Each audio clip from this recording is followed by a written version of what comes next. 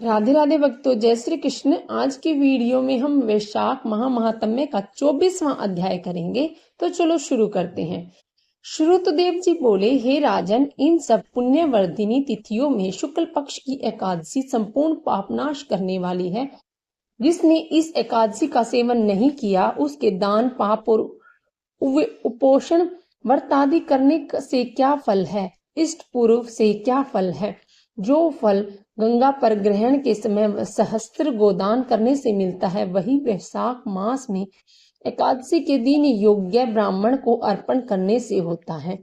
गंगा में दुर्भिक्ष के समय प्रतिदिन करोड़ों मनुष्यों को भोजन कराने से जो फल मिलता है, वही द्वादशी के दिन एक ब्राह्मण को भोजन कराने से मिलता है।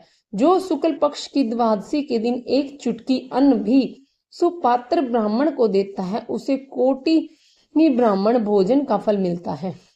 जो मधु सहित तिल के पात्र का ध्यान द्वादशी के दिन करता है, वह संपूर्ण बंधनों से छूटकर विष्णु लोक को चला जाता है। शुक्ल पक्ष की एकादशी के दिन जो रात्रि में जागरण करता है, वह जीते जी ही मुक्ति पाता है और उससे सब देवता प्रसन्न रहते हैं। करोड़ों सूर्य ग्रहण और चंद्र ग्रहणों में जो तिथियों में स्नान आदि करने से फल मिलता है, वह एकादशी के दिन प्रातः काल स्नान करने से मिलता है। जो मनुष्य द्वादशी के दिन तुलसी के कोमल पात्रों से विष्णु भगवान का पूजन करता है, वह अपने 7 कुलों का उद्धार करके विष्णु लोक को जाता है। जो कोई वैशाख की द्वादशी के दिन बच्चों सहित गोदान करे, उसे अपने कोटि कुलों का उद्धार कर विष्णु लोक का अधिकारी माना जाता है। जो कोई शुक्ल पक्ष की एकादशी के दिन यम, पितृगण, गुरु, देवता और विष्णु भगवान के निर्मित दक्षिणा सहित जल का घड़ा दान करे, दही और अन्न भी दान करे, उसको जो पुण्य प्रयागराज में प्रतिदिन करोड़ों मनुष्यों को एक वर्ष में शटर संयुक्त सुंदर भोजन करने से होता है, वही फल मधुसूदन भगवान की आज्ञा से उसको मिलता है। जो कोई द्वादशी के दिन शालिग्राम दान करता है, वह संपूर्ण पापों से छूट जाता है। जो ग्रहण के समय गंगा में सप्त द्वीपवती पृथ्वी का करोड़ों बार दान करे, उसके समान ही फल मिलता है। द्वादशी के दिन जो मधुसूदन भगवान को दूध से स्नान कराए और राष्ट्रीय अश्वमेघ यज्ञों के समान फल मिलता है, वही फल गंगा में मिलता है। इसमें संदेह नहीं। त्रयोदशी के दिन जो दूध और दही मिलाकर विष्णु भगवान का पूजन करें, उसे शर्करा, मधु और घृत मिला मधुसूदन भगवान की प्रसन्नता के लिए भक्तिपूर्ण पंचामृत से भगवान को स्नान कराए, वह अपने सब कुलों का उद्धार कर विष्णु लोक को जाता है।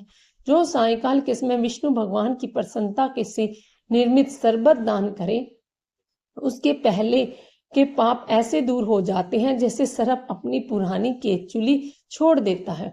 सायंकाल के समय जो रसीली ककड़ी दान करे, वह उसके रस के प्रताप से कर्म बंधनों से मुक्ति पाता है। जो कोई ईख और आम दान करता है, उसके कुटुंब में 100 पीढ़ी तक बराबर संतान चलती है। जो द्वादशी के दिन सायंकाल के समय चंदन आदि दान करे, वह आने वाली व्याधियों से सदैव मुक्ति रहता है। हे राजन, द्वादशी के शुक्ल पक्ष में जो कुछ भी पुण्य किया जाता है, वह अक्षय फल का दाता होता है। हे राजन, इसकी प्रख्याति क्यों हुई, यह भी मैं कहता हूँ। इसके सुनने से संपूर्ण पाप दूर हो जाते हैं और अत्यंत मंगलकारी। प्राचीन समय में कश्मीर देश में एक देवव्रत नामक ब्राह्मण हुआ था। उसकी मालिनी नाम की एक पाप रूपी स्त्री हुई। वह कन्या सत्यशील नाम के एक बड़े विद्वान ब्राह्मण से ब्याही गई। उससे विवाह करने वह अपने यमन नाम देश को चला गया। वह रूप यौवन संयुक्ता कभी भी पति की प्रिय न हुई। वह निष्ठुर, उससे सदा द्वेष रखता और अतिरिक्त किसी से भी कुछ द्वेष न रखता। वह अपने पति पर क्रोध वशीकरण करने की इच्छा से उसने अन्य स्त्रियों से पूछा, जिनको पहले अपने पतियों ने त्याग दिया था। तब वह बोली, तेरा पति विषीभूत हो जाएगा, हमें अच्छी तरह विश्वास है, हमने तो वशीकरण की औषधि से अपने पति को वश में कर लिया है। तू योगिनी के पास जा, वहां सुंदर औषधि दे देगी। तू सोच विचार मत कर, तेरा पति तेरे दास के समान हो जाएगा। तब वह अपने कथानुसार योगिनी के मंदिर में जा योगिनी को अत्यंत प्रसन्न करने लगी तथा वह दुराचारणी बहुत शीघ्र ही उस कुटी ही में पहुंची जहां 100 स्तंभ बने हुए थे। वह कुटी बहुत लंबी चौड़ी कांतिमान थी। उसके चारों ओर झालरदार कपड़ा लगा हुआ था जिसमें गोटा किनारी लगा हुआ था। बड़ी बड़ी दीवारों में चारों ओर सफेदी हो रही थी, दीपक जगमगा रहे थे। ऐसे शोभामान स्थान में विराजित सेवा करने को आने वालों को देख रही थी, रुद्राक्ष की माला से जप कर रही थी। इस प्रकार योगिनी से जब उस स्त्री ने प्रार्थना की तब योगिनी ने प्रसन्न हो मन से शोभ करने वाला मंत्र बताया। तब उसने नमस्कार कर पैरों के हीरों से जड़ी हुई अंगूठी जो बहुत चमक रही थी भेंट की, जिसमें सुंदर जड़ा हुआ सुवर्ण सूर्य की कांति के समान प्रकाश देता है। पांव की अंगूठी देख योगिनी अत्यंत प्रसन्न हो गई। पति के अपमान से व्यथित हृदय का वृत्तांत जान हित की बात कहने लगी। यह रक्षा चूर्ण संपूर्ण प्राणियों को वश में करने वाला है। यह चूर्ण अपने पति को दे उसकी ग्रीवा की रक्षा करना, तो तेरा पति तेरे वश में हो जाएगा और किसी के पास न जाएगा और तेरे दुष्चरित्रों को भी और किसी से नहीं कहेगा। वह उस चूर्ण को लेकर अपने घर आई और संध्या समय दूध में मिलाकर उस चूर्ण को दे दिया और ग्रीवा की रक्षा कर दी। कुछ विचार न किया। हे राजन, उस चूर्ण को पीने से उसे अक्षय रोग हो गया, जिससे वह दिनों दिन क्षीण होने लगा और उससे गृह स्थान में दुष्ट घाव होने से कीड़े पड़ गए। जब कुछ दिनों में पति ने ऐसी दशा हो गई तो वह दुष्ट इच्छा पूर्वक विचार करने लगी। तेज क्षीण हो जाने से वह क्यूल इंद्री वाला वह पति रात दिन त्राही त्राही पुकारने लगा और बोला, हे शोभिनी, मैं तेरा दास हूँ, मैं तेरी शरण में हूँ, मेरी रक्षा करो, मैं पर स्त्री की इच्छा नहीं करता। हे राजन, अपने पति के ऐसे वचन ऐसे वृत्तांत को सुनकर बहुत घबराई और सोचने लगी कि पति जीवित रहेगा तो गहने कपड़े पहनती रहूंगी। ऐसा सोच दौड़कर वह योगिनी के पास गई और उसने सब वृत्तांत कहा। तब उसने पहले औषधि का दाह स्थान पर करने के निर्मित दूसरी औषधि दी। औषधि के देते ही तत्क्षण उसका पति स्वस्थ हो गया। जिससे पहले चूर्ण से उत्पन्न हुआ दाह इससे शांत हुआ। तब से पति घर में ही रहता और उसके वशीभूत हो गया। घर का काम के बहाने से उपपति घर में आकर निवास करते। इसी प्रकार सब जाति की व्यभिचारी मनुष्य घर में आते रहते, परंतु उसे स्त्री के आगे कुछ भी कहने की शक्ति न थी। इस पाप के कारण उसके शरीर में भयानक पाप नाशक कीड़े पड़ गए। उन कीड़ों ने उनकी नाक, जीवा, दोनों कानों को छेद दिया, स्तन कट गए, उंगलियों की ठोंठ बंध गई और पांव में लूली हो गई। ऐसे कष्ट भोगकर अंत में देह त्याग नरक भोगने लगी और 15 सहस्त्र वस्त्र तक ताम्रखंड नामक नगर में दिग्ध हो गई। फिर 100 जन्म तक बार बार कुत्ते की योनि में पड़ी।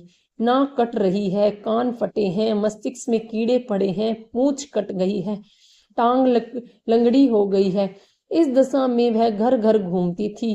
पीछे 100 वीर देश में पदम बंधु नामक ब्राह्मण की दासी के घर कुतिया बनी और अत्यंत दुख से व्याकुल, कान टूटे, नाक कटी फटी और पूंछ भिन्न भिन्न, मस्तिष्क में कीड़े भरे रहते और योनि में भी कीड़े पड़े रहते। इस प्रकार उस जन्म में भी अनेक क्लेशों को सहन करती थी।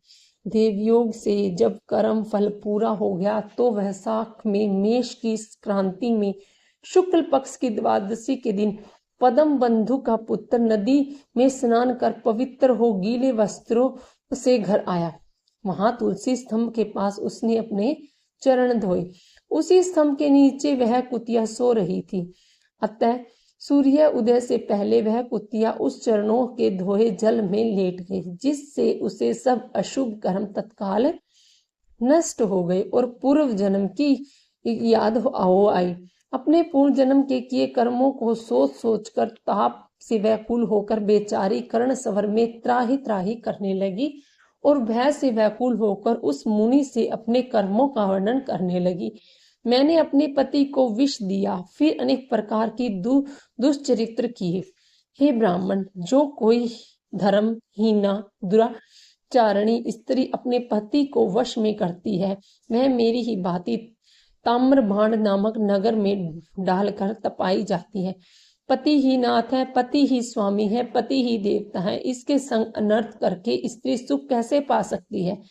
जो कोई अपने पति को दुख देती है, वह 100 जन्म पर्यंत कुत्ते की योनि पावे और शरीर में असंख्य कीड़े पड़ जाते हैं। अतः हे ब्राह्मण, स्त्री को उचित है कि वह सदा अपने पति की आज्ञा माने।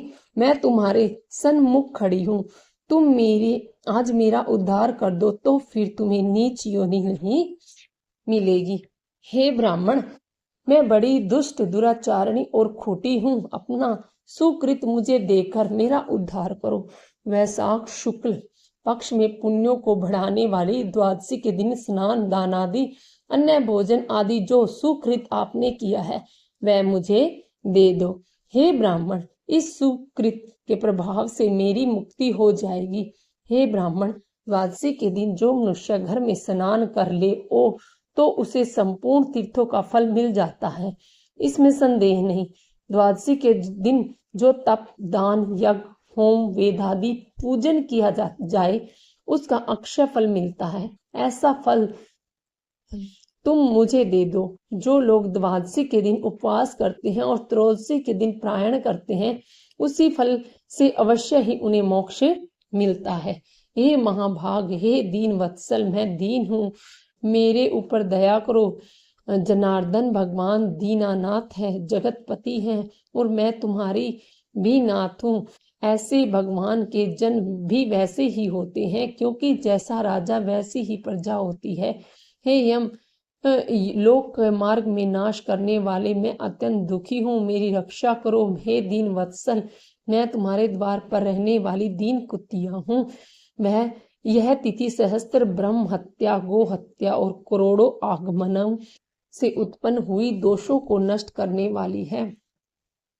हे महामुनि, इस तिथि में आपने जो महापुण्य किया है वह मुझे देकर मेरा उद्धार करो। मैं बड़ी दीन हूँ, व्याकुल हूँ, मेरी रक्षा करो। और अंत में हे द्विजवर, मैं तुमको नमस्कार करती हूँ। ऐसे वचन सुन वह मुनि पुत्र कुतिया से बोला, अपने किए हुए कर्मों के सुख दुख रूपी फलों को प्राणी भोगता है। हे दुराचारणी, शूद्र क्या करेगी? तेरी जिससे रक्षा चूर्ण आदि द्वारा अपने पति को विषीभूत किया, साधु के प्रति जो पाप करता है वह उसी को दुख देता है, और जो पुण्य करता है उसी के दुख को हरण करता है। पापी के लिए मनुष्य जो कुछ करता है वह पाप और पुण्य दोनों नष्ट हो जाते हैं।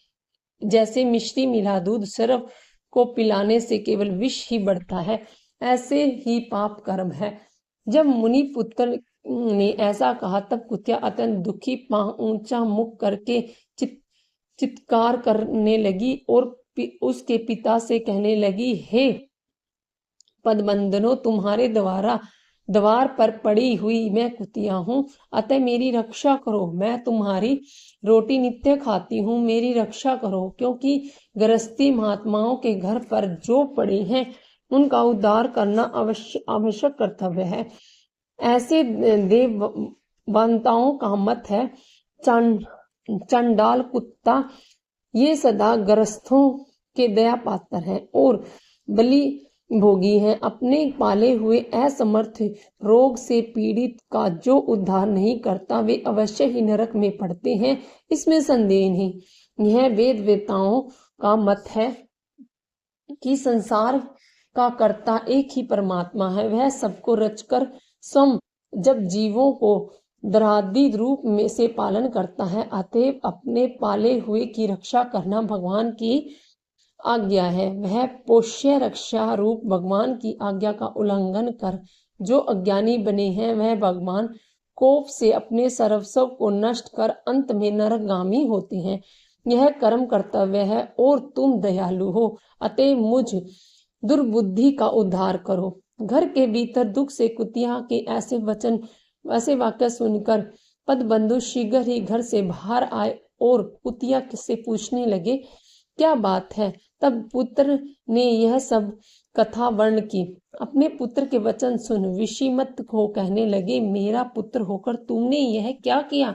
हे पुत्र, साधु के ऐसे वाक्य कहना उचित नहीं है। अपनी ही आत्मा का सुख देने वाले पापी औरों से तिरस्कृत किए जाते हैं।